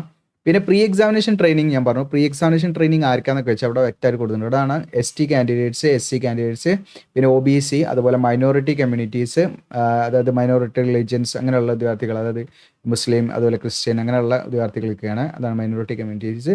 പിന്നെ എക്സ് സർവീസ്മാൻ, പിന്നെ PWD കാൻഡിഡേറ്റ്സ്, ഇവർക്കൊക്കെ എന്തുണ്ടായിരിക്കും, ഓൺലൈനായിട്ട് ഒരു എക്സാമിനേഷനുമായി ബന്ധപ്പെട്ടുള്ളൊരു ട്രെയിനിങ് കൊടുക്കുന്നുണ്ട്. അപ്പോൾ അത് നിങ്ങൾക്ക് ആവശ്യമുണ്ടെങ്കിൽ നിങ്ങൾ ഓൺലൈൻ അപ്ലൈ ചെയ്യുന്ന സമയത്ത് നിങ്ങൾ എന്ത് ചെയ്യണം, ആവശ്യമുള്ള ഭാഗത്ത് നിങ്ങൾക്ക് അത് നിങ്ങൾ എന്ത് ചെയ്യണം, നിങ്ങൾ അപ്ലൈ ചെയ്യുന്ന സമയത്ത് നിങ്ങൾക്ക് വേണമെങ്കിൽ അത് വേണമെന്നുള്ളത് കൊടുക്കണം കേട്ടോ. അതിൽ കൊടുത്തിട്ടില്ലെങ്കിൽ നിങ്ങൾക്ക് അത് കിട്ടില്ല, പ്രത്യേകം ശ്രദ്ധിക്കുക. അപ്പോൾ അത് കൊടുത്താൽ അവർ അതിനനുസരിച്ച് എലിജിബിൾ ആയുള്ള ഉദ്യോഗാർത്ഥികൾക്കായിരിക്കും ഈ ഒരു അവസരം ലഭിക്കുക കേട്ടോ. പ്രീ എക്സാമിനേഷൻ ട്രെയിനിങ് അത് ഓൺലൈനായിട്ട് തന്നെയാണ് നടക്കുന്നതും. ഇനി അടുത്തത് നമുക്ക് ഇതിൽ പ്രധാനമായിട്ടും നമ്മൾ പറയേണ്ടതായിട്ടുള്ള കാര്യങ്ങൾ നോക്കാം. എങ്ങനെയാണ് അപ്ലൈ ചെയ്യേണ്ടതെന്ന് വെച്ചാൽ ഓൺലൈനായിട്ടാണ് നമ്മൾ അപ്ലൈ ചെയ്യേണ്ടത്. ഓൺലൈനായിട്ട് നമുക്ക് അപ്ലൈ ചെയ്യുന്ന സമയത്ത് photograph, signature, left thumb impression, hand written declaration, പിന്നെ നമ്മുടെ സർട്ടിഫിക്കറ്റ്, അതായത് നമുക്ക് ഈ പറയുന്ന എന്തെങ്കിലും കാറ്റഗറി സർട്ടിഫിക്കറ്റ് കാര്യങ്ങളൊക്കെ ഉണ്ട്, അത് വേണം. ഇനി SSLC സർട്ടിഫിക്കറ്റ്, അതിന് ഇക്വലൻ്റ് ആയുള്ള ഏതെങ്കിലും സർട്ടിഫിക്കറ്റ് ഉണ്ടെങ്കിൽ അതിന് വേണം, ആ സർട്ടിഫിക്കറ്റ് നമുക്ക് അപ്ലോഡ് ചെയ്യണം. പിന്നെ വേണ്ടത് നമ്മൾ ഒരു എക്സ്ട്രാ ഫോട്ടോ നമ്മൾ മൊബൈൽ ക്യാം അല്ലെങ്കിൽ നമ്മുടെ വെബ് ക്യാം ഉപയോഗിച്ചിട്ട് നമ്മൾ ലൈവായിട്ടൊരു ഫോട്ടോ എന്ത് ചെയ്യണം, ഇതിലേക്ക് അപ്ലോഡ് ചെയ്യണം കേട്ടോ. ഫോട്ടോ എടുത്തിട്ട് ഒന്ന് നമ്മൾ photo passport size photograph scan ചെയ്ത് അപ്ലോഡ് ചെയ്യണം. രണ്ടാമതായിട്ട് നമ്മൾ അപ്ലൈ ചെയ്യുന്ന സമയത്ത് എന്ത് ചെയ്യണം, ലൈവായിട്ട് ഫോട്ടോ എടുത്തിട്ട് എന്ത് ചെയ്യണം, നമ്മൾ അപ്ലോഡ് ചെയ്യണം കേട്ടോ. അപ്പോൾ അതെങ്ങനെയാണെന്നുള്ള കാര്യങ്ങളൊക്കെ ഞാൻ പറയാം. അപ്പോൾ അതിന് കുറച്ച് അതിൻ്റെ ഡയമെൻഷൻസ് കാര്യങ്ങളൊക്കെ ഫോട്ടോൻ്റെ ഒക്കെ വ്യക്തമായിട്ട് പറയുന്നുണ്ട്. പിന്നെ നമ്മൾ പറഞ്ഞു എഡിറ്റ് ചെയ്യാനുള്ള ഓപ്ഷൻ അല്ലേ. നിങ്ങൾക്ക് ഓൺലൈൻ അപേക്ഷ കംപ്ലീറ്റ് ചെയ്ത് കഴിഞ്ഞാൽ, അതായത് നമ്മുടെ ഓൺലൈൻ അപേക്ഷയുടെ ലാസ്റ്റ് ഡേറ്റ് കഴിഞ്ഞാൽ നിങ്ങൾക്കൊരു 2-3 ദിവസം നിങ്ങൾക്ക് എന്ത് ചെയ്യും, എഡിറ്റ് ചെയ്യാനുള്ള ഒരു സമയം തരും. നിങ്ങളുടെ അപേക്ഷയിൽ എന്തെങ്കിലും തെറ്റുകൾ വന്നു പോയിട്ടുണ്ടെങ്കിൽ അത് ഒരൊറ്റ പ്രാവശ്യം അവർ തരുള്ളൂ കേട്ടോ. ഒറ്റ പ്രാവശ്യം എഡിറ്റ് ചെയ്യാൻ പറ്റുള്ളൂ. പിന്നെ ഒന്നിലധികം പ്രാവശ്യം എഡിറ്റ് ചെയ്യാൻ പറ്റില്ല, പ്രത്യേകം ശ്രദ്ധിക്കുക. പക്ഷേ എല്ലാ കാര്യങ്ങളും നിങ്ങൾക്ക് എഡിറ്റ് ചെയ്യാൻ പറ്റില്ല. നിങ്ങളുടെ പേര് നിങ്ങൾ രജിസ്റ്റർ ചെയ്ത സമയത്ത് കൊടുത്ത പേര് നിങ്ങൾക്ക് മാറ്റാൻ പറ്റില്ല, മെയിൽ ID മാറ്റാൻ പറ്റില്ല, മൊബൈൽ നമ്പർ മാറ്റാൻ പറ്റില്ല. നമ്മൾ വേക്കൻസി ഫീൽഡിൽ നമ്മൾ ഏത് സ്റ്റേറ്റ് ആണ് നമുക്ക് വേണ്ടതെന്ന് നമ്മൾ ചൂസ് ചെയ്തിട്ടുണ്ടാകും, അത് നമുക്ക് എന്ത് ചെയ്യാൻ പറ്റില്ല, മാറ്റാൻ പറ്റില്ല. അതുപോലെ തന്നെ കമ്മ്യൂണിക്കേഷൻ അഡ്രസ്സിൽ നമ്മൾ എന്ത് ചെയ്തിട്ടുണ്ടാവും, ഏത് സ്റ്റേറ്റ് ആണ് നമ്മൾ മെൻഷൻ ചെയ്തിട്ടുണ്ടാവും, നമ്മൾ സെലക്ട് ചെയ്തിട്ടുണ്ടാവും, അത് നമുക്ക് എന്ത് ചെയ്യാൻ പറ്റില്ല, മാറ്റാൻ പറ്റില്ല. ഓക്കെ, അതോടൊപ്പം തന്നെ പെർമനൻറ്റ് അഡ്രസ്സിൽ നമ്മൾ കൊടുത്ത സ്റ്റേറ്റ് നമുക്ക് മാറ്റാൻ പറ്റില്ല. ഓക്കെ, അതുപോലെ തന്നെ നാഷണാലിറ്റി നമുക്ക് മാറ്റാൻ പറ്റില്ല. ഈ സംഭവമൊക്കെ നമ്മൾ രജിസ്ട്രേഷൻ സമയത്ത് കൊടുക്കുന്ന ഡീറ്റെയിൽസിൽ ഈ സാധനങ്ങളൊന്നും നമുക്ക് പിന്നെ എഡിറ്റ് ചെയ്യാൻ പറ്റില്ല. അതുകൊണ്ട് തന്നെ നിങ്ങൾ വളരെ കെയർ ചെയ്തിട്ട് വേണം അപ്ലൈ ചെയ്യാൻ. എന്തെങ്കിലും തെറ്റുകൾ വന്നു പോയാൽ പിന്നെ നമുക്കത് മാറ്റാൻ പറ്റില്ല കേട്ടോ. ഇതല്ലാത്ത ബാക്കി എല്ലാ കാര്യങ്ങളും നിങ്ങൾക്ക് എന്ത് ചെയ്യാം, ഈ കറക്ഷൻ ഡേറ്റിൽ, എഡിറ്റ് ചെയ്യുന്ന ഡേറ്റിൽ നിങ്ങൾക്ക് എന്ത് ചെയ്യാൻ പറ്റും, മാറ്റാൻ പറ്റും. ഓക്കെ, പിന്നെ നിങ്ങൾക്ക് ഇതിലേക്ക് മാറ്റുന്നതിനായിട്ട് എല്ലാ ഉദ്യോഗാർത്ഥികളിൽ നിന്നും ഒരു നിശ്ചിത രൂപ ഈടാക്കുന്നുണ്ട്. 200 രൂപ നമ്മൾ കൊടുക്കേണ്ടി വരും. അതുകൊണ്ട് നിങ്ങൾക്ക് ടൈമും നിങ്ങളുടെ സമയം മാത്രമല്ല പൈസയും നഷ്ടപ്പെടും. അതുകൊണ്ട് നിങ്ങൾ അപ്ലൈ ചെയ്യുന്ന സമയത്ത് വീഡിയോ മുഴുവൻ കണ്ടിട്ട് അതിനുശേഷം പ്രോപ്പറായിട്ട് തീരുമാനിച്ച് നോട്ടിഫിക്കേഷനൊക്കെ മനസ്സിലാക്കിയിട്ട് നിങ്ങൾ അപ്ലൈ ചെയ്യാം. ഓക്കെ, ഇനി ഇതിലേക്ക് നമ്മൾ ശ്രദ്ധിക്കേണ്ടതായുള്ള കാര്യങ്ങൾ, ഇതിൻ്റെ വാക്കൻസി ടേബിൾ ഉണ്ട്. ഇനി ഇതിൻ്റെ വാക്കൻസി ടേബിളാണ് ഇവിടെ നിങ്ങൾക്ക് കാണാൻ പറ്റും. അപ്പോൾ ഇത് ഓരോ സ്റ്റേറ്റ് വൈസ് വാക്കൻസീസും യൂണിയൻ ടെറിട്ടറി, ഇതിപ്പം യൂണിയൻ ടെറിട്ടറി ആൻഡമാൻ നിക്കോബാറിൽ വന്ന വാക്കൻസിയാണ്. അതുപോലെ നിങ്ങൾക്ക് കാണാം ആന്ധ്രാപ്രദേശ്, ഇങ്ങനെ ആൽഫബറ്റ് അടിസ്ഥാനത്തിൽ ഓരോ സ്റ്റേറ്റ്സ് ഇവിടെ കൊടുത്തിട്ടുണ്ട്, നിങ്ങൾക്ക് ഇവിടെ കാണാം. അപ്പോൾ ഇതിൽ നമ്മുടെ കേരളം നോക്കാം നമുക്ക്. ഓക്കെ, നിങ്ങൾക്ക് മറ്റു സ്റ്റേറ്റിലൊക്കെ വേണമെങ്കിൽ അപ്ലൈ ചെയ്യാം. നിങ്ങൾക്ക് അവിടെയുള്ള ലോക്കൽ ലാംഗ്വേജ് നിങ്ങൾക്ക് അറിയെങ്കിൽ നിങ്ങൾക്ക് എന്ത് ചെയ്യാം, അതിലേക്ക് അപ്ലൈ ചെയ്യാം. കേരള ആണെങ്കിൽ നിങ്ങൾക്ക് ഇവിടെ കാണാം 330 വാക്കൻസിയാണ് നിലവിൽ ഇപ്പോൾ വന്നിരിക്കുന്നത്. ഇവിടെ ഇപ്പോൾ ഇന്ത്യൻ ബാങ്കിൻ്റെ അവിടെ NR എന്ന് കാണാം. NR എന്ന് പറയുന്നത് നോട്ട് റിപ്പോർട്ടഡ് ആണ്. അതുപോലെ യൂക്കോ ബാങ്കിൻ്റെ റിപ്പോർട്ട് ചെയ്തിട്ടില്ല വാക്കൻസി കേട്ടോ. എന്നിട്ടും ഇവിടെ 330 വാക്കൻസി ഇവിടെ കാണിക്കുന്നുണ്ട്. അപ്പോൾ നിങ്ങൾക്ക് നോക്കാം. ഓക്കെ, ഇപ്പം ബാങ്ക് ഓഫ് ബറോഡ റിപ്പോർട്ട് ചെയ്തിട്ടുണ്ടാവും, പക്ഷേ അതിൽ വാക്കൻസി വന്നിട്ടില്ല, 00 ആണ് കാണിക്കുന്നത്. ചിലയിലൊക്കെ 00 ആണ്. മേ ബി അതെന്ത് ചെയ്യാം, നമുക്ക് നിശ്ചിതമായിട്ടുള്ള ഒരു എക്സാമൊക്കെ കഴിയുന്ന സമയത്തൊക്കെ വാക്കൻസി വരികയാണെങ്കിൽ അതിലൊക്കെ നമുക്കുള്ള പോസിബിലിറ്റി ഉണ്ട്. ഓക്കെ, അപ്പോൾ 330 വാക്കൻസിയാണ് കേരളത്തിൽ മാത്രമായിട്ടുള്ള വാക്കൻസിയാണ് കേട്ടോ. പിന്നെ ഇനിയിപ്പോൾ തമിഴ്നാടൊക്കെ ആണെങ്കിൽ നിങ്ങൾക്ക് എന്ത് ചെയ്യാം, തമിഴ്നാടും ഒക്കെ നോക്കാം കേട്ടോ. നിങ്ങൾക്ക് തമിഴ് അത്യാവശ്യം എഴുതാനും വായിക്കാനും ഒക്കെ അറിയുന്നുണ്ടെങ്കിൽ നിങ്ങൾക്ക് അങ്ങനെയും എന്ത് ചെയ്യാം, ഇതാക്കാം. ഇനി ഇവിടെ കാണാൻ സ്റ്റേറ്റ് തമിഴ്നാട് 894 വാക്കൻസി അവിടെ വന്നിട്ടുണ്ട്. ഓക്കെ, അപ്പോൾ ഇത്രയാണ് വാക്കൻസി ടേബിൾ, നിങ്ങൾക്ക് ഇവിടെ നോക്കാം. അപ്പോൾ ആയിരക്കണക്കിന് വാക്കൻസിയാണ് ടോട്ടൽ വിളിച്ചിരിക്കുന്നത്. ഇനി ഇതിൻ്റെ എക്സാം സെൻറ്റർ നമുക്ക് കേരളത്തിലാണെങ്കിൽ പ്രിലിമിനറി എക്സാമിനേഷൻ്റെ ഇവിടെ കാണാം നിങ്ങൾക്ക്. ആലപ്പുഴ, കണ്ണൂർ, എറണാകുളം, കൊല്ലം, കോട്ടയം, കോഴിക്കോട്, മലപ്പുറം, പാലക്കാട്, തിരുവനന്തപുരം, തൃശ്ശൂരൊക്കെ ഉണ്ട്. പിന്നെ അതുപോലെ മെയിൻ എക്സാമിനേഷൻ ആലപ്പുഴ, എറണാകുളം, കോട്ടയം, കൊല്ലം, അതുപോലെ തന്നെ കോഴിക്കോട്, മലപ്പുറം, തിരുവനന്തപുരം, തൃശ്ശൂരാണ് കേട്ടോ. പിന്നെ തമിഴ്നാടൊക്കെ ആണെങ്കിൽ നിങ്ങൾക്ക് ഇവിടെ കാണാൻ പറ്റും. പ്രിലിമിനറി മെയിൻ എക്സാമിനേഷൻ്റെ ഇവിടെ ഉണ്ട്. ഓക്കെ, ഇനി അതോടൊപ്പം തന്നെ ലോക്കൽ ലാംഗ്വേജ് നമുക്ക് കേരളത്തിലുള്ളത് ഇവിടെ കാണാം നിങ്ങൾക്ക്. കേരളത്തിൽ മലയാളമാണ് കേട്ടോ. ഓക്കെ, തമിഴ്നാടാണെങ്കിൽ തമിഴാണ്. ഓക്കെ, ഇനിയിപ്പോൾ ഹിന്ദി വരുന്നത് നിങ്ങൾക്ക് ഹിന്ദി അത്യാവശ്യം അറിയെങ്കിൽ ഛത്തീസ്ഗഡ് അങ്ങനെ നിങ്ങൾക്ക് ഇവിടെ കാണാം. ഓക്കെ, പിന്നെ അരുണാചൽ പ്രദേശ് ആണെങ്കിൽ ഇംഗ്ലീഷ് ആണ് കേട്ടോ അവിടെയുള്ള ലോക്കൽ ലാംഗ്വേജ് ആയിട്ട് കൊടുത്തിരിക്കുന്നത് കേട്ടോ, അരുണാചൽ പ്രദേശ്. പിന്നെ അതുപോലെ തന്നെ ബീഹാർ, ഇതൊക്കെ ആണെങ്കിൽ ഹിന്ദി, ഉറുദു അങ്ങനെയുള്ള മറ്റു ഭാഷകളൊക്കെ ഉണ്ട്. അപ്പോൾ അതിലൊക്കെ നിങ്ങൾക്ക് ഓക്കെ ആണെങ്കിൽ ഏതെങ്കിലും ഒരു സ്റ്റേറ്റിലേക്ക് ഒരു ഉദ്യോഗാർത്ഥിക്ക് അപ്ലൈ ചെയ്യാൻ പറ്റുള്ളൂ. പ്രത്യേകം ശ്രദ്ധിക്കുക കേട്ടോ. ഒന്നിലധികം എന്തായാലും അപ്ലൈ ചെയ്യാൻ പറ്റില്ല. പക്ഷെ നമുക്ക് അപ്ലൈ ചെയ്യുന്ന സ്റ്റേറ്റിൽ നമുക്ക് എന്തായിരിക്കണം, അവിടുത്തെ ലോക്കൽ ലാംഗ്വേജ് നല്ല രീതിയിൽ അറിഞ്ഞിരിക്കണം, സംസാരിക്കാനും എഴുതാനും വായിക്കാനും. ഇനി നമ്മൾ അപ്ലൈ ചെയ്യുന്ന സമയത്ത് ഫോട്ടോഗ്രാഫൊക്കെ അപ്ലോഡ് ചെയ്യണം എന്ന് പറഞ്ഞു. അപ്പോൾ സ്കാൻഡ് സിഗ്നേച്ചർ ഫോട്ടോഗ്രാഫ് അപ്ലോഡ് ചെയ്യണം. സ്കാൻഡ് ഫോട്ടോഗ്രാഫ് റീസെൻ്റ് ആയിട്ടുള്ള ഫോട്ടോഗ്രാഫ് ആയിരിക്കണം. ലൈറ്റ് ബാക്ക്ഗ്രൗണ്ട് ആയിരിക്കണം. വൈറ്റ് ആണ് കുറച്ചുകൂടെ നല്ലതാണ്. 200x230 പിക്സൽ ഡയമെൻഷനിലായിരിക്കണം. 20 KB-യുടെയും 50 KB-യുടെയുള്ള ഫയൽ സൈസ് ആയിരിക്കണം. പിന്നെ ഫോട്ടോഗ്രാഫ് നമ്മൾ സ്കാൻ ചെയ്ത് അപ്ലോഡ് ചെയ്യുന്നതിൻ്റെ കൂടെ തന്നെ നമ്മൾ സെപ്പറേറ്റ് ആയിട്ട് നമ്മളൊരു ഫോട്ടോഗ്രാഫ് ലൈവ് ആയിട്ട് എടുത്ത് അപ്ലോഡ് ചെയ്യണം. ഓക്കെ, അതായത് ലൈവ് ഫോട്ടോഗ്രാഫ് എടുത്തിട്ട് നമുക്ക് വെബ് ക്യാം യൂസ് ചെയ്തിട്ടോ മൊബൈൽ ഫോൺ ഉപയോഗിച്ചിട്ടോ നിങ്ങൾക്ക് എന്ത് ചെയ്യാം, അവിടെ QR കോഡ് ഉണ്ടാവും, അത് വെച്ച് നിങ്ങളുടെ സ്കാൻ ചെയ്ത് മൊബൈൽ ത്രൂ നിങ്ങൾക്ക് എന്ത് ചെയ്യാം, നിങ്ങൾക്ക് അങ്ങനെ എടുക്കാം. ഫ്രണ്ട് ക്യാമറ ഉപയോഗിച്ചിട്ടോ ബാക്ക് ക്യാമറ ഉപയോഗിച്ചിട്ടോ എങ്ങനെയാണെന്ന് ചെയ്യാം. ഇനി നമ്മുടെ വെബ് ക്യാം എന്ന് പറഞ്ഞാൽ നമുക്ക് കമ്പ്യൂട്ടറുമായി അറ്റാച്ച് ചെയ്തിരിക്കുന്ന ക്യാമറ ഉണ്ടെങ്കിൽ അത് വെച്ചിട്ട് നിങ്ങൾക്ക് എന്ത് ചെയ്യാം, ഫോട്ടോഗ്രാഫ് എടുക്കാം. അപ്പോൾ അങ്ങനെ ഫോട്ടോഗ്രാഫ് എടുക്കുമ്പോൾ നിങ്ങൾ ശ്രദ്ധിക്കേണ്ടതായിട്ടുള്ള കാര്യങ്ങളുണ്ട്. നിങ്ങൾ ലൈറ്റ് ബാക്ക്ഗ്രൗണ്ട് ആയിരിക്കാം പ്രത്യേകം ശ്രദ്ധിക്കുക. വൈറ്റ് ആണ് കുറച്ചും കൂടെ നല്ലതാണ്. നമ്മുടെ ബാക്ക്ഗ്രൗണ്ട് എന്തായിരിക്കണം, വൈറ്റോ അല്ലെങ്കിൽ ലൈറ്റ് കളറോ ആയിരിക്കണം, പ്രത്യേകം ശ്രദ്ധിക്കട്ടോ. അതായത് നമ്മൾ വെബ് ക്യാം യൂസ് ചെയ്തിട്ടോ അല്ലെങ്കിൽ ഫോൺ ക്യാമറ ഉപയോഗിച്ചിട്ടോ ഫോട്ടോ എടുക്കുമ്പോൾ ലൈവായിട്ട് എടുക്കുമ്പോൾ കേട്ടോ. ഓക്കെ, പിന്നെ നിങ്ങൾ സ്ട്രൈറ്റ് ആയിട്ട് അതിലേക്ക് നോക്കണം. പിന്നെ പാസ്പോർട്ട് സൈസ് ഡയമെൻഷനിലായിരിക്കണം കേട്ടോ. അപ്പോൾ നമ്മുടെ ചെസ്റ്റിൻ്റെ അപ്പർ പോർഷനിലോ ഈ ഒരു ഏരിയ മുതൽ നമ്മുടെ ഫേസ് ഒക്കെ നല്ല രീതിയിൽ കവർ ചെയ്യുന്ന രീതിയിലുള്ള പാസ്പോർട്ട് സൈസ് ഫോട്ടോഗ്രാഫ് നമ്മൾ ലൈവായിട്ട് എടുത്തിട്ടും ഇതിലേക്ക് അപ്ലോഡ് ചെയ്യണം. അത് അഡീഷണലി നമ്മൾ ചെയ്യേണ്ട കാര്യമാണ്. അതായത് നമ്മൾ സ്കാൻ ചെയ്ത ഫോട്ടോഗ്രാഫ് കൂടാതെ എക്സ്ട്രാ നമ്മൾ ലൈവായിട്ടും ഇതിലേക്ക് ആഡ് ചെയ്യണം കേട്ടോ. പിന്നെ എന്തൊക്കെ ചെയ്യാൻ പാടില്ല എന്നിവിടെ കൊടുത്തിട്ടുണ്ട്. സ്മോൾ സൈസായി പോകരുത് എന്ന് പ്രത്യേകം ശ്രദ്ധിക്കുക. അതുപോലെ തന്നെ കളേർഡ് ഗ്ലാസസോ മറ്റ് കൂളിംഗ് ഗ്ലാസ് അല്ലെങ്കിൽ അങ്ങനെ സംഭവം സൺഗ്ലാസ് ഒക്കെ അല്ലേ അങ്ങനത്തെ ഒന്നും ഉപയോഗിക്കാൻ പാടില്ല. പിന്നെ ഷാഡോസ് കാര്യങ്ങളൊന്നും വരാൻ പാടില്ല, ബ്ലറിങ് ഇഫക്റ്റോ കാര്യങ്ങളൊന്നും വരാൻ പാടില്ല. അതുപോലെ തന്നെ ഡാർക്ക് അല്ലെങ്കിൽ ഈ ബാക്ക്ഗ്രൗണ്ട് ഒന്നും പ്രോപ്പർ അല്ലാത്ത രീതിയിൽ ഡാർക്കോ അല്ലെങ്കിൽ അങ്ങനെയുള്ള രീതിയിലൊന്നും വരാൻ പാടില്ല. ഇനി സിഗ്നേച്ചറാണ്. സിഗ്നേച്ചർ വൈറ്റ് പേപ്പറിൽ ബ്ലാക്കിംഗ് പാന കൊണ്ട് സൈൻ ചെയ്ത് നമ്മൾ എന്ത് ചെയ്യണം, സ്കാൻ ചെയ്യണം. 140x160 പിക്സൽ ഡയമെൻഷൻ ആയിരിക്കണം. 10 കെയുടെയും 20 കെയുടെ ഇടയിലായിരിക്കണം ഫയൽ സൈസ് വരേണ്ടത്.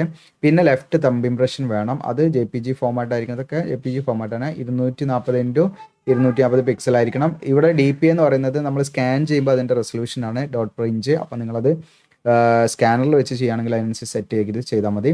Then 20 KB to 50 KB file size ആയിരിക്കണം. പിന്നെ ഒരു ഹാൻഡ് റിട്ടൺ ഡിക്ലറേഷൻ വേണം. ഡിക്ലറേഷൻ്റെ ഫോർമാറ്റ് ഇതാണ്. നിങ്ങൾക്കൂടെ കാണാം. എന്നിട്ട് നിങ്ങളുടെ പേര് എഴുതുക, എന്നിട്ട് ഹിയർ ബൈ ഇതിങ്ങനെ വാചകമായിട്ട് എഴുതി കൊടുത്താൽ മതി. ഒരു വൈറ്റ് പേപ്പറിൽ ബ്ലാക്ക് ഇങ്ക് പാന കൊണ്ട് ഇത് കംപ്ലീറ്റ് ചെയ്താണ് കേട്ടോ. അതേപോലെ ഈ ഡിക്ലറേഷൻ നിങ്ങൾ വൈറ്റ് പേപ്പറിൽ ബ്ലാക്ക് ഇങ്ക് പാന കൊണ്ട് എഴുതുക. ഇവിടെ എന്നുള്ളത് കഴിഞ്ഞിട്ട് നിങ്ങളുടെ നെയിം ഓഫ് കാൻഡിഡേറ്റ്സ്, നിങ്ങളുടെ പേരാണ് അവിടെ കൊടുക്കേണ്ടത് കേട്ടോ. നിങ്ങളുടെ പേര് കൊടുത്ത് ഇതേപോലെ ഇതിൽ മാറ്റങ്ങളൊന്നും വരുത്താൻ പാടില്ല. അതേപോലെ നിങ്ങൾ എഴുതുക. എന്നിട്ട് നിങ്ങൾ എന്ത് ചെയ്യുക, സ്കാൻ ചെയ്യുക. വൈറ്റ് പേപ്പറിൽ ബ്ലാക്ക് ഇങ്ക് പാന കൊണ്ടായിരിക്കണം. പ്രത്യേകം ശ്രദ്ധിക്കുക. 800x400 പിക്സൽ ഡയമെൻഷൻ ആയിരിക്കണം. 50 കെയുടെയും 100 കെയുടെ ആയിരിക്കണം അതിൻ്റെയും ഫയൽ സൈസ് ഇട്ടോ സ്കാൻ ചെയ്യുമ്പോൾ. പിന്നെ നമ്മൾ 10ാം ക്ലാസ്സിലെ സർട്ടിഫിക്കറ്റ് അല്ലെങ്കിൽ അതിന് തുല്യമായുള്ള ക്വാളിഫിക്കേഷൻ, പിന്നെ നമ്മുടെ മറ്റെന്തെങ്കിലും കാറ്റഗറി സർട്ടിഫിക്കറ്റ് ഉണ്ടെങ്കിൽ അതൊക്കെ അപ്ലോഡ് ചെയ്യണം. അതൊക്കെ PDF ഫോർമാറ്റിലാണ്. A4 സൈസിൽ 500 KB maximum file size 500 KB ആണ്. പ്രത്യേകം ശ്രദ്ധിക്കുക. അപ്പോൾ ഇത്രയും ഡോക്യുമെൻറ്റ്സ് കാര്യങ്ങളൊക്കെ നമ്മൾ എന്ത് ചെയ്യണം, ഇതിലേക്ക് അപ്ലോഡ് ചെയ്യണം. ഇനി ഇതിലേക്ക് SC/ST കാൻഡിഡേറ്റ്സ് ആണെങ്കിൽ അവരുടെ സർട്ടിഫിക്കറ്റിൻ്റെ മാതൃക ഇതിൽ കൊടുത്തിട്ടുണ്ട്. ഓക്കെ. ഇനി OBC ആണെങ്കിൽ അതും കൊടുത്തിട്ടുണ്ട്. ഇതിൽ OBC കാൻഡിഡേറ്റ്സിന് എല്ലാം സെൻട്രൽ ഗവൺമെൻറ് പർപ്പസിന് തരാക്കിയ കാറ്റഗറി സർട്ടിഫിക്കറ്റ് ആയിരിക്കണം. EWS ആണെങ്കിൽ അതിൻ്റെ സർട്ടിഫിക്കറ്റിൻ്റെ മാതൃക കൊടുത്തിട്ടുണ്ട്. PWD ആണെങ്കിൽ അങ്ങനെയുള്ള ഉദ്യോഗാർത്ഥികളുടെ സർട്ടിഫിക്കറ്റിൻ്റെ മാതൃകയും കാര്യങ്ങളൊക്കെ ഇതിൽ കൊടുത്തിട്ടുണ്ട്. അപ്പോൾ ഇതേ സെയിം മാതൃകയിലുള്ള സർട്ടിഫിക്കറ്റ് ആയിരിക്കാൻ പ്രത്യേകം നമ്മൾ ശ്രദ്ധിക്കേണ്ടതാണ്. അപ്പോൾ ഇനി അടുത്ത സ്റ്റേജ് എന്ന് പറയുന്നത് നമ്മൾ എങ്ങനെയാണ് ഓൺലൈനായിട്ട് അപ്ലൈ ചെയ്യുന്നതെന്നാണ്. നമ്മുടെ വീഡിയോയുടെ ഡിസ്ക്രിപ്ഷനിൽ അപ്ലൈ ചെയ്യാൻ ലിങ്ക് തരും. ആ ലിങ്കിൽ ക്ലിക്ക് ചെയ്താൽ നിങ്ങൾക്കിവിടെ കാണാം IBPS ക്ലാർക്ക് റിക്രൂട്ട്മെൻറ്റ് എന്ന് പറഞ്ഞിട്ട് താഴോട്ട് സ്ക്രോൾ ഡൗൺ ചെയ്യുക. നിങ്ങൾ താഴോട്ട് സ്ക്രോൾ ചെയ്ത ഇമ്പോർട്ടൻറ്റ് ഡീറ്റെയിൽസ് കാര്യങ്ങളൊക്കെ ഇതിൽ കൊടുത്തിട്ടുണ്ട്. ജസ്റ്റ് നിങ്ങൾക്ക് ചെക്ക് ചെയ്യാം. താഴോട്ട് വന്നു കഴിഞ്ഞാൽ ഇവിടെ നോട്ടിഫിക്കേഷൻ എന്ന് പറഞ്ഞിട്ട് ഇവിടെ കാണാം. നിങ്ങൾക്ക് നോട്ടിഫിക്കേഷൻ ഒന്ന് ഡൗൺലോഡ് ചെയ്യാം. അപ്ലിക്കേഷൻ ഫോം എന്ന് പറഞ്ഞിട്ട് കാണാം. അതിൽ ക്ലിക്ക് ചെയ്യാം. അപ്ലിക്കേഷൻ ഫോം ഓപ്പൺ ആക്കുക. അപ്ലിക്കേഷൻ ഫോം ഓപ്പൺ ആകുന്ന സമയത്ത് നിങ്ങൾക്കിവിടെ കാണാം IBPSൻ്റെ ലോഗോ കാര്യങ്ങളൊക്കെ കാണാം. അത് common recruitment process four recruitment of customer service associate in participating banks CRP CSA 15 എന്ന് ഇവിടെ കാണാൻ പറ്റും നിങ്ങൾക്ക് കേട്ടോ. അപ്പോൾ ഇതിൽ ഓൺലൈൻ അപേക്ഷയുടെ സ്റ്റാർട്ടിംഗ് ഡേറ്റ് 1/8, ക്ലോസിംഗ് ഡേറ്റ് ഇവിടെ കൊടുത്തിട്ടുണ്ട്. ഇങ്ങനെയുള്ള എല്ലാ കാര്യങ്ങളും ഇവിടെ കൊടുത്ത് ചെക്ക് ചെയ്യാവുന്നതാണ്. റൈറ്റ് സൈഡിൽ നിങ്ങൾക്ക് കാണാം ഹൗ ടു അപ്ലൈ എന്ന്. നിങ്ങൾക്ക് ഇതിൻ്റെ കറക്റ്റായിട്ട് അതിൻ്റെ ഇൻസ്ട്രക്ഷനും കാര്യങ്ങളും ഒക്കെ ഉണ്ടായിരിക്കും. വേണമെങ്കിൽ നിങ്ങൾക്ക് അതൊക്കെ യൂസ് ചെയ്യാം. ഹൗ ടു അപ്ലൈ എന്നുള്ളത് ക്ലിക്ക് ചെയ്താൽ അതിന് നമ്മൾ എന്തൊക്കെയാണ് ഓരോ സ്റ്റേജിനും ചെയ്യേണ്ടതെന്നൊക്കെ വ്യക്തമായിട്ട് അതിലുണ്ടാവും. അപ്പോൾ അത് നിങ്ങൾക്ക് യൂസ് ചെയ്യാവുന്നതാണ്. ഇനി നിങ്ങൾക്ക് എന്തെങ്കിലും ഡൗട്ട് ഉണ്ട്, ഫ്രീക്വൻലി ആസ്ക്ഡ് ക്വസ്റ്റ്യൻസിൽ നിങ്ങൾക്ക് കുറച്ച് ക്വസ്റ്റ്യനും അതിൻ്റെ ആൻസറൊക്കെ കൊടുത്തിട്ടുണ്ടാവും. അപ്പോൾ അതും നിങ്ങൾക്ക് എന്ത് ചെയ്യാം, നിങ്ങൾക്ക് എന്തെങ്കിലും ഡൗട്ടോ കാര്യങ്ങളൊക്കെ ഉണ്ട് തീർച്ചയായിട്ടും നിങ്ങൾക്ക് അത് നോക്കാട്ടോ. ഇതിൽ തന്നെ മേജർ നമുക്ക് കോമൺ ഡൗട്ട്സുകളൊക്കെ ആൻസർ അത് തന്നെ ഉണ്ടാവും. ഓക്കെ, അത് നിങ്ങൾക്ക് യൂസ് ചെയ്യാം. ഇനി നമ്മൾ ഇവിടെ കാണാം click here for new registration. ആദ്യമായിട്ടാണെങ്കിൽ ന്യൂ രജിസ്ട്രേഷൻ, ഓൾറെഡി രജിസ്റ്റർ ചെയ്താൽ ലോഗിൻ ചെയ്യാനുള്ള ഓപ്ഷൻ ഉണ്ട്. അപ്പോൾ click here for new registration എന്നുള്ള ക്ലിക്ക് ചെയ്യുന്നു. അങ്ങനെ ക്ലിക്ക് ചെയ്യുന്ന സമയത്ത് നിങ്ങൾക്ക് ഇത് ആദ്യം ബേസിക് ഇൻഫർമേഷൻ, പിന്നെ ഫോട്ടോ സിഗ്നേച്ചർ, പിന്നെ ഡീറ്റെയിൽസ്, പിന്നെ പ്രിവ്യൂ, പിന്നെ അപ്ലോഡ് നമ്മുടെ തമ്പ് ഇംപ്രഷനും മറ്റു കാര്യങ്ങളൊക്കെ അപ്ലോഡ് ചെയ്യലാണ് അവിടെ. പിന്നെ പേയ്മെൻറ്റ് ലാസ്റ്റ് സ്റ്റെപ്പ്. ഇങ്ങനെയാണ് ഇതിൻ്റെ ഒരു ഫോം. അപ്പോൾ ഇതിൻ്റെ ഓൺലൈൻ ഫോം ഫില്ലിംഗ് വീഡിയോ ചെയ്യണമെങ്കിൽ നിങ്ങൾ കൂടുതൽ കമൻ്റൊക്കെ ചെയ്യുകയാണെങ്കിൽ നമുക്ക് ചെയ്യാം. ഓക്കെ, അപ്പോൾ അതെല്ലാം നമുക്ക് ഈ ഓരോ വീക്ക്, അതായത് നമുക്കിപ്പോൾ ഓരോ വീക്കിലും അതിൻ്റെ ആ വീക്കെൻഡ് സമയങ്ങളിൽ നമുക്ക് എന്ത് ചെയ്യാം, വേണമെങ്കിൽ ഒരു ലൈവായിട്ട് നിങ്ങൾക്ക് യൂസ്ഫുൾ ആകുന്ന രീതിയിൽ ഇത്തരം ഫോം ഫില്ല് ചെയ്യുന്ന സമയത്തോ എന്തെങ്കിലും ഉണ്ടെങ്കിൽ നിങ്ങൾ നോട്ട് ചെയ്ത് വെക്കണം. എന്തെങ്കിലും ലൈവായിട്ട് നമ്മൾ കറക്റ്റായിട്ട് നമുക്ക് കറക്റ്റ് നല്ലൊരു ഇൻട്രാക്ട് ചെയ്യാൻ പറ്റും. നിങ്ങൾക്ക് കറക്റ്റായിട്ട് ടൈപ്പ് ചെയ്ത് എന്തെങ്കിലും ഡൗട്ടോ കാര്യങ്ങളൊക്കെ ചോദിക്കാൻ പറ്റും. അപ്പോൾ നമ്മൾ ലൈവ് മേ ബി അങ്ങനെ വെക്കാൻ പ്ലാൻ ചെയ്യുന്നുണ്ട്. സമയം ഉണ്ടാവുമെന്ന് വിചാരിക്കുന്നു. അപ്പോൾ ഇവ നമുക്ക് ഈ ഒരു വീക്ക് നമുക്കൊരു ഒന്നെങ്കിൽ നമുക്ക് സൺഡേക്ക് ബെറ്റർ എനിക്ക് തോന്നുന്നു സാറ്റർഡേ ഒരു നൈറ്റിൽ ഒരു 9 PM ഒക്കെ ആകുന്ന സമയത്ത് നമുക്ക് എന്ത് ചെയ്യാം, വെക്കാം. ഓക്കെ, ഇനി അതല്ല നിങ്ങൾ സൺഡേ ആണോ നിങ്ങൾ കമൻറ്റ് ചെയ്യാം കേട്ടോ. നമുക്ക് ലൈവ് യൂസ്ഫുൾ ആണെങ്കിൽ നിങ്ങൾ പറയാം. എല്ലാ നമുക്ക് വീക്കിലും ലാസ്റ്റിലേക്ക് നമുക്ക് സാറ്റർഡേ ഒരു സൺഡേ ഒക്കെ ആയിട്ട് നമുക്ക് എന്ത് ചെയ്യാം, ലൈവ് വെക്കാം. അപ്പോൾ എന്താണ് നിങ്ങൾക്ക് എന്തെങ്കിലും അപ്ഡേഷനോ എന്തെങ്കിലും ഒക്കെ അറിയണമെങ്കിൽ നിങ്ങൾ നോട്ട് ചെയ്ത് വെക്കാം. അപ്പോൾ നമുക്കത് നോക്കിയിട്ട് ജസ്റ്റ് ഞാൻ ആ സമയത്ത് ലൈവ് തന്നെ എന്ത് ചെയ്യാം, അതിന് കറക്റ്റായിട്ടുള്ള സൊല്യൂഷനൊക്കെ പറഞ്ഞുതരാം. അപ്പോൾ ഇത്രയാണ്. നിങ്ങൾക്ക് യൂസ്ഫുൾ ആണെങ്കിൽ നിങ്ങൾ ഷെയർ ചെയ്യുക, അതുപോലെ സബ്സ്ക്രൈബ് ചെയ്യാൻ മറക്കണ്ട. Thank you.